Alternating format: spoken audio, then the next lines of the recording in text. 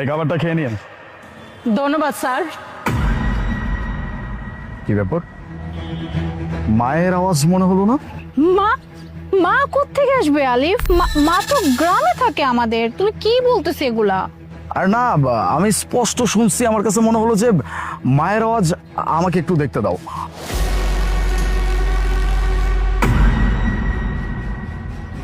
মা, মা এখানে এই অবস্থায় কেন?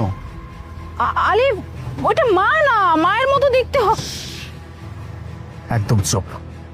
আমি আর তোমার কাছ থেকে কোনো কথা শুনতে চাচ্ছি না। আমি সবকিছু আমার মায়ের কাছ থেকে শুনবো।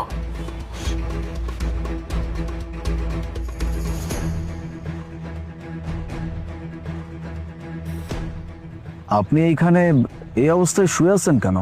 কি করবো বাবা, আজ 2-3 দিন ধরে কিচ্ছু খাই নাই তো, তাই শরীরটা অনেক খারাপ লাগতেছিল, তাই এনে ছায়া পায়া শুয়ে পড়ছি। আপনার ফ্যামিলি মেম্বার কেউ নাই? না বাবা, আমার এই পৃথিবীতে কেউ নাই, আমি একাই। আপনার কেউ নাই মানে সবাই কি মারা গেছে? না বাবা, কেউ মারা যায় নাই। আমার ছেলে আছে, ছেলের বউ আছে, কিন্তু থাইকাও এখন কেউ নাই। আপনি কি আমাকে একটু খুলে বলবেন? অ্যাকচুয়ালি আমি আপনার কোনো কথা বুঝতে পারছি না। কি হয়েছে? সে অনেক কথা স্যার। আমার মতো এই গরিবের কথা আপনি কি শুনবেন? ওগুলি বাদ দেন। আপনি যে আমারে খাবার দিচ্ছেন না, এই জন্য আপনার অনেক ধন্যবাদ। দেখেন, আমি তো আপনার ছেলের মতো। আমার কাছে মনে হচ্ছে যে আপনি যদি আমাকে শেয়ার করেন তাহলে আপনার ভালো লাগবে। আপনি আমাকে সবকিছু বলতে পারেন। কি বলবো বাবা, আপনারে কি বলবো? আমার মতো এই অভাগিনীর কথা কি শুনবেন আপনি? তাহলে শুনেন, আমার সুখের একটা সংসার ছিল। আমার পরিবারে আমার ছেলে, ছেলের বউ, আমরা খুব হাসি খুশি ভাবে থাকতাম। আমার ছেলের বউ আমারে খুব যত্ন করতো, ভালোবাসতো। ভালোবাসতো কখন জানেন? যখন আমার ছেলে ছিল তখন। আমার ছেলে মা বলতে পাগল, মা ছাড়া কিচ্ছু বুঝতো না। মায়ের হাতের খাবার, মায়ের অফিস থেকে আসলে না, মায়ের কোলের ভিতরে ঘুমায় থাকতো। মা, ছেলে, ছেলের বউ নিয়ে খুব ভালো একটা পরিবার ছিল। মাঝখানে সামান্য একটু জ্বরে আমার সংসারটা এলোমেলো হয়ে গেছে। সেই জ্বরটা কি জানেন? জ্বরটা হলো আমার ছেলে একদিন অফিস থেকে আইসা কইতেছে কি, মা আমি না অফিসের কাজে বাইরে যামু 3-4 মাসের জন্য। আমরা কইলাম ঠিক আছে বাজান, তাইলে যাও।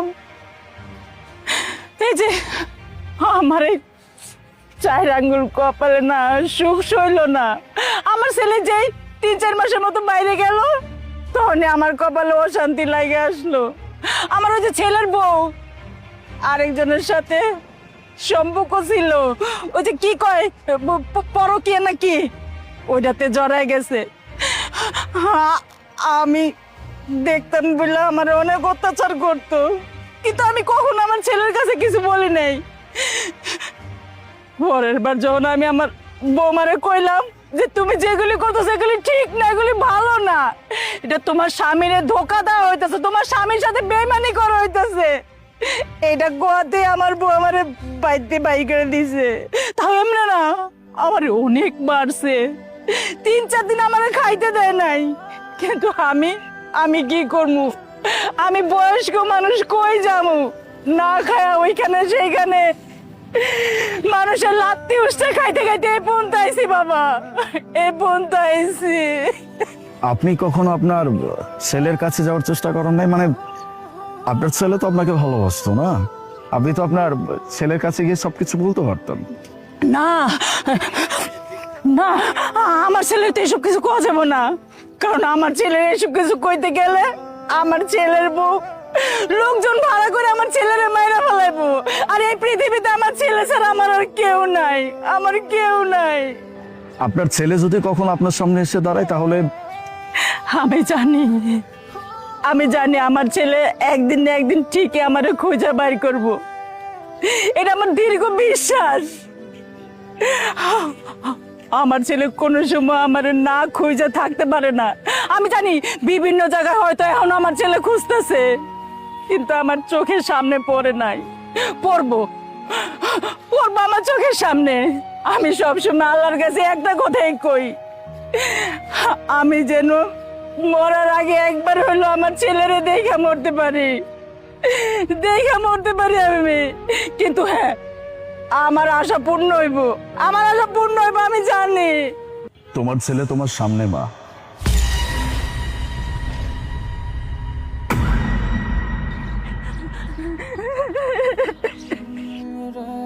বাজান, বাজান তুই আইসোস। আমি জানতাম, আমি জানতাম যেভাবে হোক আমার ছেলে আমার খুঁজে বাড়ি করবো। বাবা খুঁজে বাড়ি করবে তুই, এটা আমি জানতাম। মা আমি নিজের চোখকে বিশ্বাস করতে পারতেছি না মা। আমার মায়ের এরকম হাল, এটা আমার নিজের চোখে দেখতে হবে। আমি কল্পনাও করতে পারিনি যে তোমার এরকম অবস্থা। আমি সত্যি জানতাম না মা। উল্টো যখন আমি বিদেশ থেকে আসছি তখন আমাকে কি বলা হয়েছে জানো?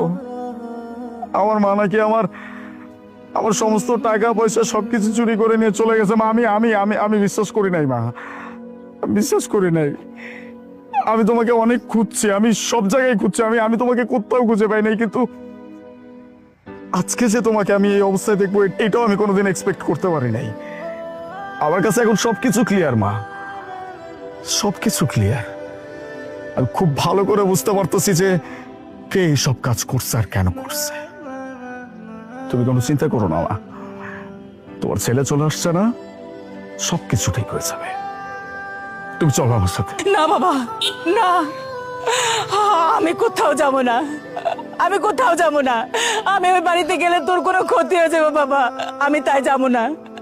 আমি এই রাস্তায় থাকার কারণে যদি তোর জীবন বাইচে যায়, তুই যদি ভালো থাকোস, তাহলে আমি এই রাস্তায় থাকবো বাবা। দরকার আমি রাস্তায় মরে যাবো, তারপর আমি তোর লগে তোর বাড়িতে যাবো না, যাবো না আমি। আর কিচ্ছু হবে না, তোমার ছেলের কিচ্ছু হবে না। তোমার ছেলের মাথায় তোমার দোয়া আছে, আর এখন তোমার সাথে তোমার ছেলে আসছে।